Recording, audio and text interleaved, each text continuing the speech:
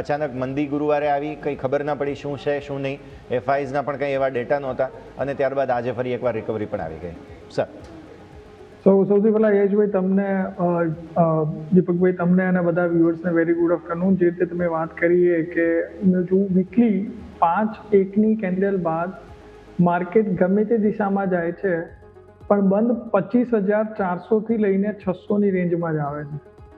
Somehow આ જે range છે એક એક જે રેન્જ બની ગઈ છે વીકલી ક્લોઝિંગ માર્કેટનું, એની આજુબાજુ જ આવે છે. છેલ્લી 7 થી 8 કેન્ડલ એની આજુબાજુ માર્કેટ ક્લોઝ આપતું છે. તો સૌથી પહેલાં આને વીકલી લેવલ ઉપર ક્લોઝ કરવું ડિસાઇસિવલી બહુ ઇમ્પોર્ટન્ટ થઈ ગયું છે. સેકન્ડલી, ગઈકાલનો ઘટાડો બે ઇવેન્ટના કારણે હોઈ શકે છે. સૌથી પહેલાં તો સેન્સેક્સની એક્સપાયરીના કારણે આપણે જોઈએ જ છે કે વર્ષમાં 3 થી 4 એવી એક્સપાયરી, વીકલી એક્સપાયરી એવી હોય જ છે કે જેમાં માર્કેટ એક રેન્જ કરતાં વધારે મૂવ કરી જતું હોય છે.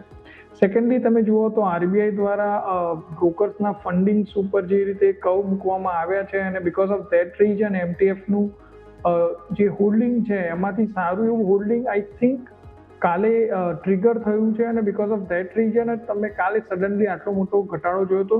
જેમ તમે કહ્યું એમ કે એફઆઈના કોઈ ફિગર્સ નહોતા. ઇવન તમે એફ એન્ડ ઓમાં જોશો તો એમની લોંગ શોર્ટ પોઝિશન કાલે ઇમ્પ્રૂવ થઈ છે.